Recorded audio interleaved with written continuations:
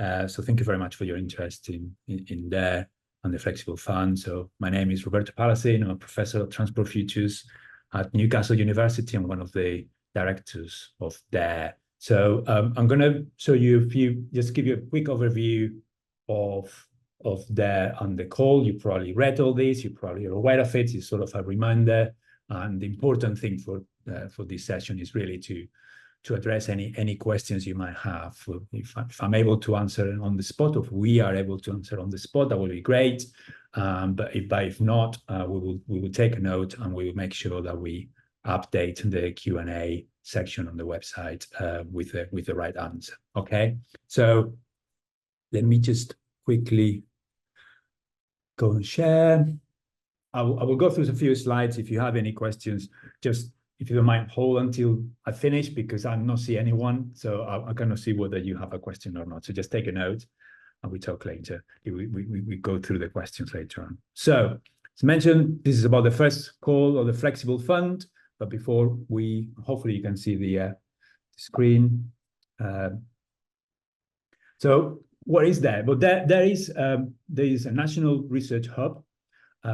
We are funded by EPSRC and Department for Transport. This is the very first time that the Department for Transport has used this formula, being fully committed to a large research initiative. So it's 10 million funding from UKRI and Department for Transport, as I said, plus additional funding that is coming through our 40 plus partners, which currently stands on something in the region of 7.5 million pounds in kind as well. So access to a number of resources that are fundamental to the work that we are doing. Okay, we are 5 academic institutions. You can see the logos in there.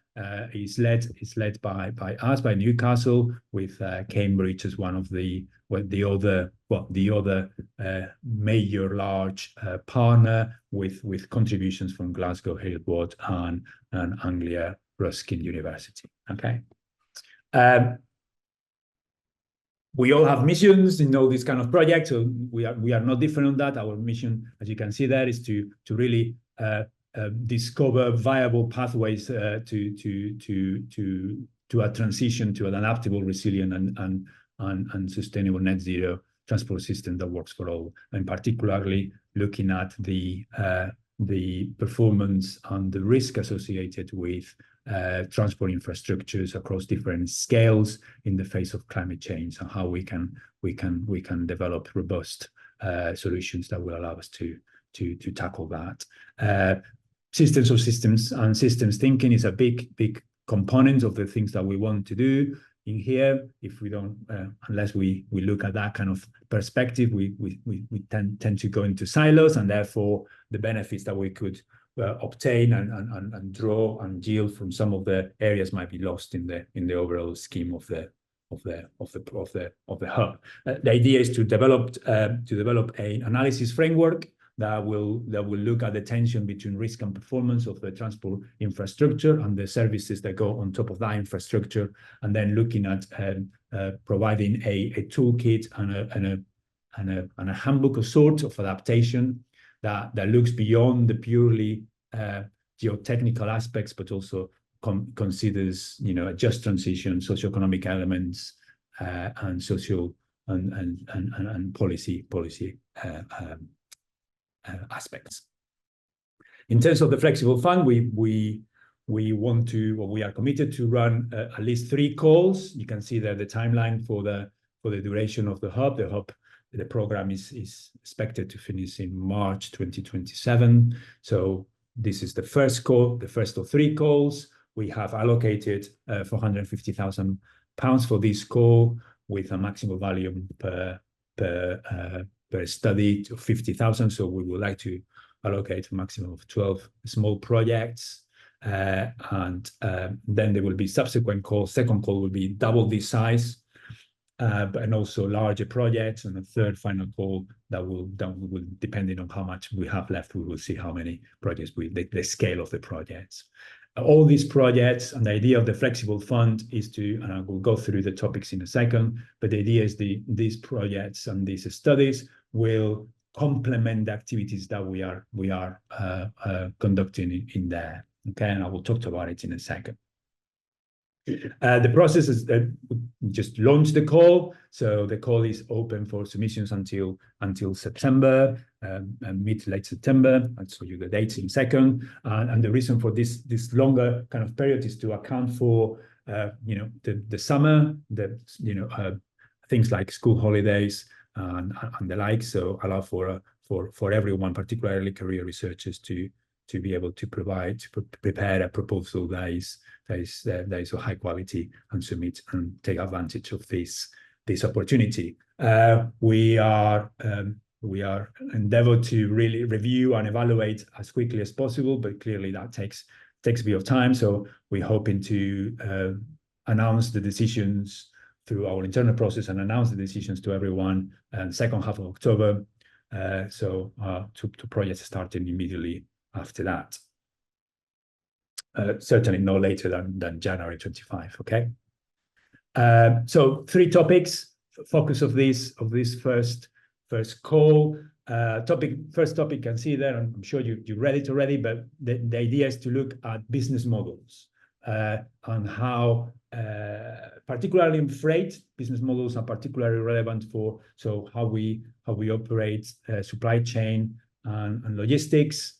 So what is the likely impact at all levels on business models coming from the effects of climate change, in particular extreme weather events, but it could be something else. But so what are the impacts of climate change in the existing business models? In particular, we are interested in freight and logistics, but we also will consider proposals that cover just passenger transport, okay? Specifics could be active travel, it could be urban mobility, it could be something else. So what is the impact of climate change in terms of disruption for business models, and perhaps how those will evolve into something that is more resilient? So that's the first topic, okay? Business models, freight and logistics in particular. Second topic, we are really keen to hear about proposals that kind of explore the role of gamification in the whole process of providing resilience, adaptation, and mitigation. And there are 2 potential angles that can be combined into the proposal or can be completely independent of one or the other. So the first one is just the gamification from the user interface. What kind of aspects of a potential intervention that uses gamification will be required in order to really explore the willingness to pay for the cost associated with resilience and mitigation. So that can be from the user perspective, a human-machine interface and the underpinning characteristics of that interaction. So that's potentially one area, how gamification could be designed. And the second area is looking at what role game theory could have in helping everyone involved in this, particularly communities and stakeholders, to better understand the risks associated with climate change with a perspective for transport and infrastructure, and in particularly looking at the decision-making processes for interventions related to resilience. So 2 main aspects, as I said, it can be separate or it can be included in the same proposal, depending on your ideas. But it's first aspect, gamification, what is needed to deploy that, what aspects do we need to look into in an intervention that considers that approach. Second aspect, very specific about game theory, the role of game theory and how we can develop game theory to tackle this issue. Okay, so that's topic number 2. And the third and final topic is really a bit of getting some understanding and intelligence into the potential transferability of strategies that are already perhaps being applied to other types of critical infrastructure, chiefly power, energy, and telecoms infrastructure, okay? So the idea is to look at how other critical infrastructure, specifically those 2, but it can be others, utilities, for instance, on what kind of adaptation methodologies and resilience methodologies have been applied, what kind of approaches have been there, and what works and doesn't work. And the critical thing for this is that we are looking for those that are working on those areas to submit proposals on this topic. So we are not looking for necessarily a transport research team to look into how the energy sector is doing about that. We want an energy sector team to look at how that is being done. So get the expertise for those that are working in the field. Okay. So 3 topics. First topic, looking at business models and disruption to business models as a consequence of climate change and extreme weather events. Second topic, all about gamification. That being the approach for an intervention around gamification. Apologies, or looking at game theory and the role of game theory. And the third and final topic is looking at transferability from other sectors led by experts on that particular sector. Okay, so 3 topics.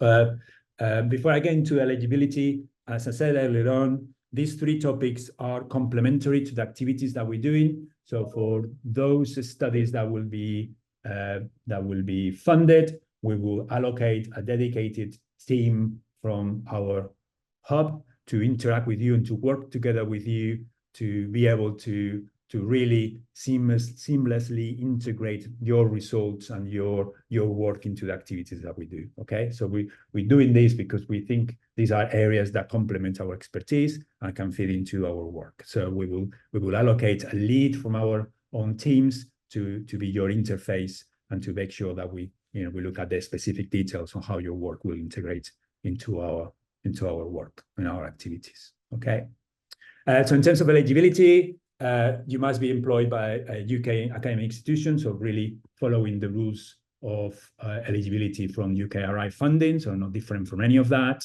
You have to have an employment contract that goes at least beyond the date of the timeline of your submission to your proposed work. So that's also part of the normal eligibility rules.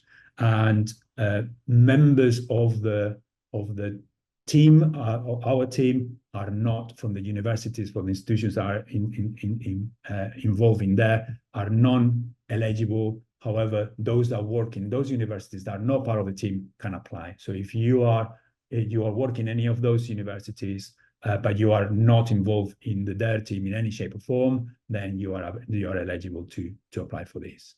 You can apply multiple times, you can be in multiple proposals, but you can only lead on one awarded project. Okay, and we are looking at supporting early career researchers, and we are aiming to dedicate at least half of the proposals of high quality, of course, to early career researchers where possible. And we use the usual definition of an early career researcher, which is 10 years from PhD without including any career breaks. Okay, so far so kind of expected, I guess. It's not a requirement, but it would be very nice to know whether you have an intent to submit. So we have prepared a very simple form.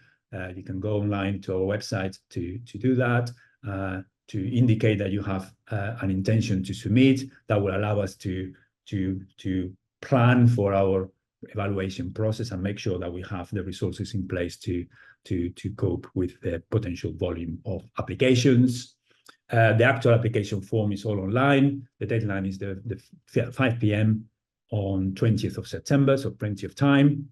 And you can email it to that email address, which is a dedicated website email for this fund. You can see the evaluation criteria there. The number one is clearly the overall fit with our hub. We need the call, as I reiterate and repeated a few times. We are looking for studies and research that will complement our activities. So the overall fit with the hub is a paramount importance to us.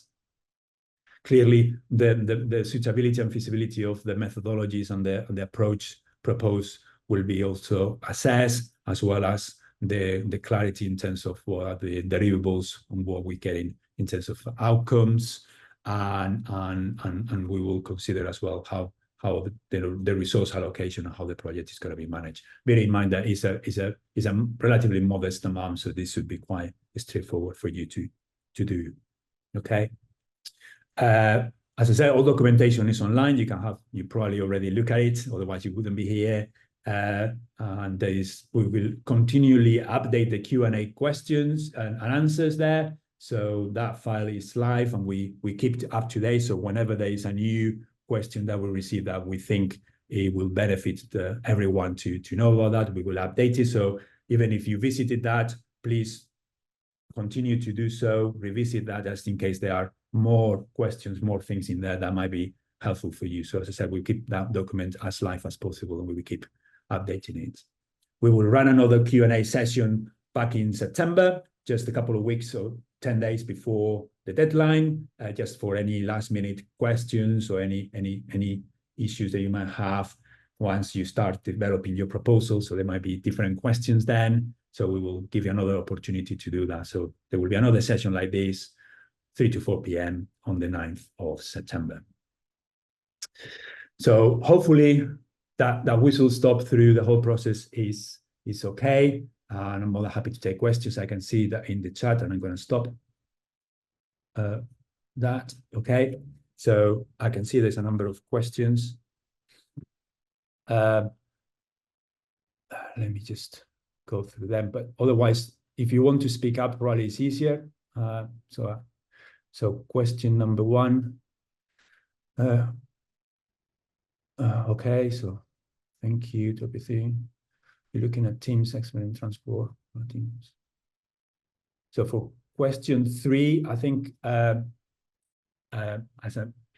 idea is that we're looking at experts on the critical infrastructure that you will focus your idea around. So if you, as I said, we are not looking for transport experts that might be looking at electrification and power. You know, these days, most of transport groups will do some sort of work on that.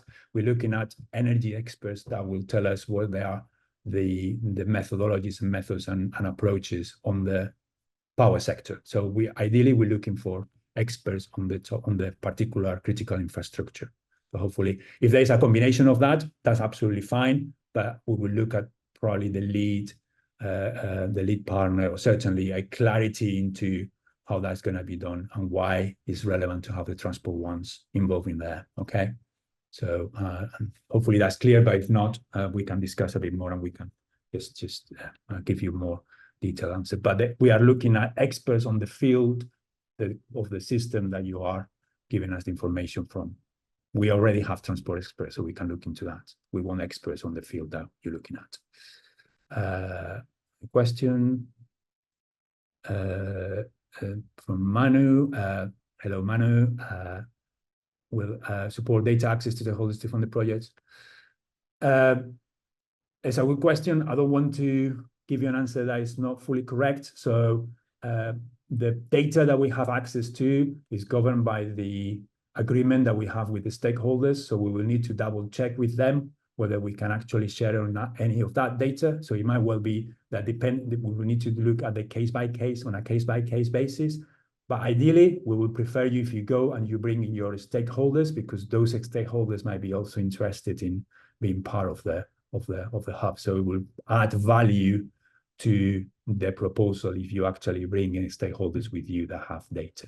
So I think that would be the preferred option. But clearly, in a case-by-case basis, we could explore whether it's shareable with the constraints in terms of commitments. And I can see that Jennifer has something to add to that. So Jennifer, go for it. Yeah, I was just going to say that obviously, if a project does need particular data, we would do what we could to help facilitate getting access to that data if it's something we have access to.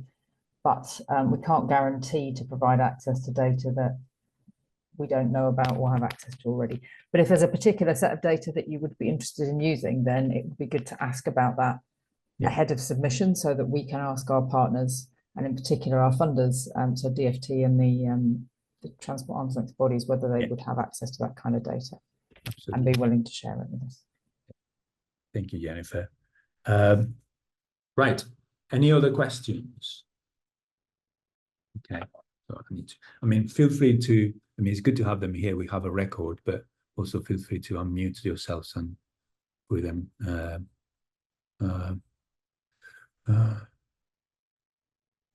There's a question about geographical reach here. Yeah. How broadly UK based. Hmm.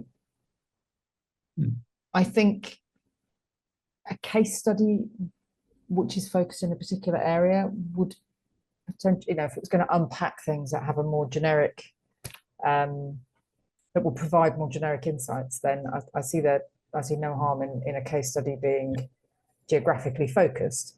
But if it was very niche, then that probably, you know, that's probably not going to be helpful to the UK at large. So I guess the idea is it is helpful in the longer term scheme of things. It's helpful in helping us to understand the challenges that we're looking at. But if that's best done through a sort of regional case study or something, then that should be fine. Would you agree, Roberto? Yeah, absolutely. I agree with that. What I would say is, as long as you can justify what you're proposing, it's fine. Because then we can, you know, when evaluated, the evaluators can look at the justification and understand why you're proposing what you're proposing in that way. So we are not prescriptive on that. I think that's the question you're asking. We're not prescriptive. If you can justify it, absolutely no problem. And between the nations, I think kind of the main things that are different are things like policy, which is different to the fundamental. So the only one that would possibly have a major impact on, I guess, would be business models and how businesses are regulated. But given that we've just had a change of the UK government, all those things are probably up for grabs anyway. So, yeah, I don't think if you've got a particularly good project in Wales or Scotland or something, I don't think that's necessarily. Without being prescriptive, and I don't want to put any ideas on it, but I can see, for instance, that if you were to do something on business models on freight in Northern Ireland with the particular constraints that they are in there in terms of regulation, then that would make sense and doesn't need to necessarily be something that is national because it's very specific in there and there's a resilience element in there, for instance. Okay, so it all depends. If you can justify it, it's absolutely no problem.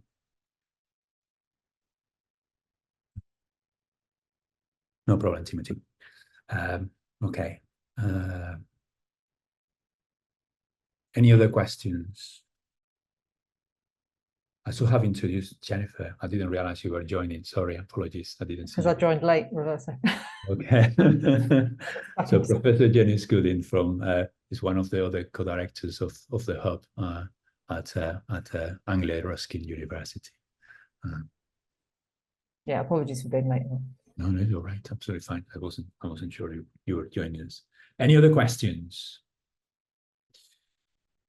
And hi, Roberto. Just one more question. Yeah. If you can explain for topic 1, you are talking about business models, and then there is focus on freight and logistics, or more generally transport. So, is it possible to give an example? Like, I'm not able to understand, like, business model related to transport, or are you talking about that? So, the preference for us, the priority is freight, because that's an area where we see that there could be more disruption in terms of business models caused by climate change and extreme weather events. Okay, so for instance, business models around the way that we do last mile delivery. Okay, just an example of the in terms of that. But we are not excluding if you can propose ideas that look at transport in general, can be so passenger transport and how that will affect. And it's up to you to come with ideas. An example potentially could be in the urban environment. You have different types of operators. If we're looking at active travel and things like that, we have business models around micromobility, for instance, and those could be disrupted. They're quite novel business models in a way that's been recently introduced. So those could be affected, or it could be affected by extreme weather events. There might be public transport models that rely on that connectivity through micromobility. And then again, there might be a business model around that could be affected. So that is not freight, but still transport and is still eligible. So we're keeping a very open mind. That's what is down to you. We don't want to be prescriptive. This is just the kind of the envelope where we're looking at.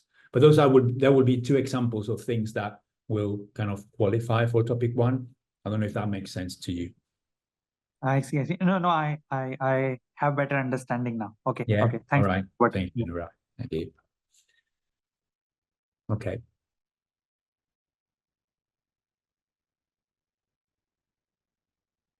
Is there anything else in the chat? Anyone has any other burning questions? We will update the Q&A document online. And as I said, we will keep updating that with questions that we receive and clarification. So we'll add all this to that.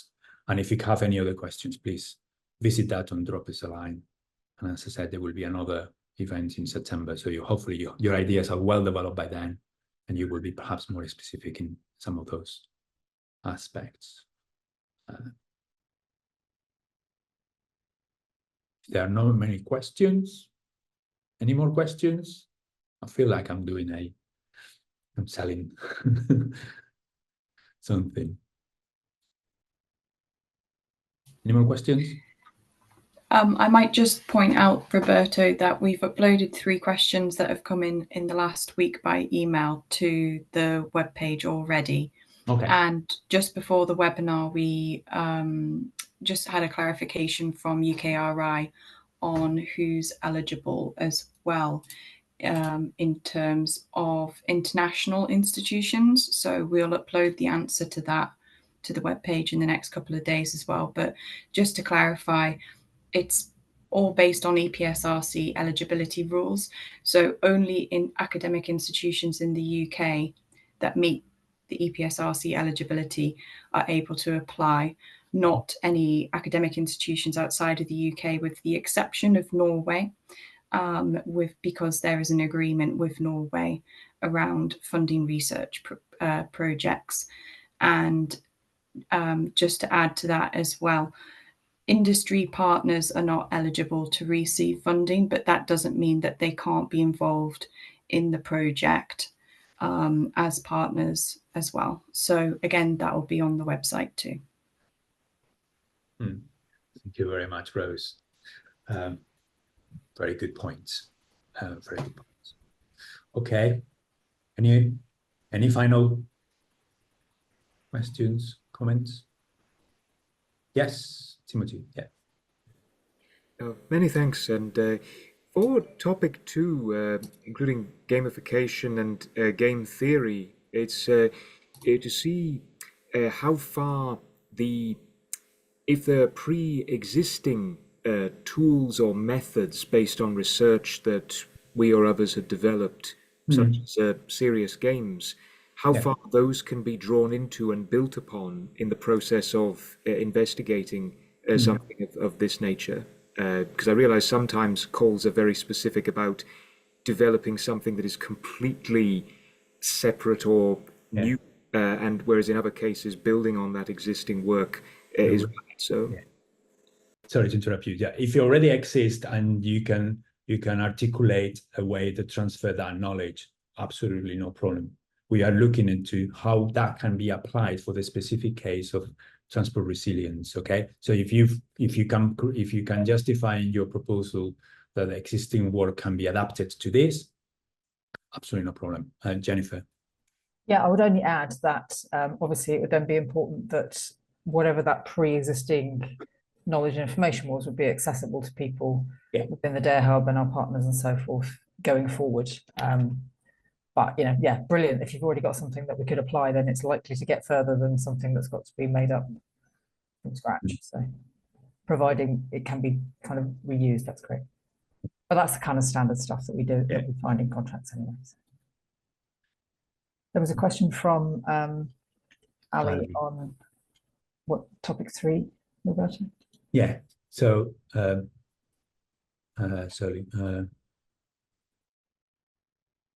not sure what you mean with matter of concern. So the idea topic 3 is really we want to learn from other critical infrastructure sectors or other critical infrastructures, how that sector has or not plan and approach resilience. Okay, so other critical infrastructures include energy and power, distribution, energy generation, power distribution, generation distribution, sorry, and telecoms for data, yeah, IT. So those are two critical ones that are quite similar in the sense of exposure to climate change issues. But it could be utilities, okay, water, for instance. So is how those sectors have what is the thinking in those sectors in terms of resilience and adaptation, and whether is that advanced, and there are specific methodologies and methods that are being, strategies that are being used in there by the experts. And critically, what we're looking for is that project developed by the experts on that field. So it's not us transport experts looking into us. I mean, for instance, my group and my colleagues are doing transport, looking into what energy is done. I can do that. We have groups in here that are doing that. We are looking for those groups that are working on that, that are really, they're experts on that, to tell us what is the situation in there, what is happening, what is the approach, what is the thinking, how much has been advanced, and therefore, and how transferable those approaches could be for transport infrastructure. So I don't know if that clarifies or complicates things a little bit more, but I don't know if that answers your question. Let me just go back to it. Okay. Thank you, Ali. No problem at all. Okay.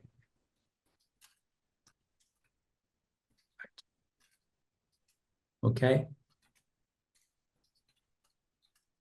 Any other questions? Okay.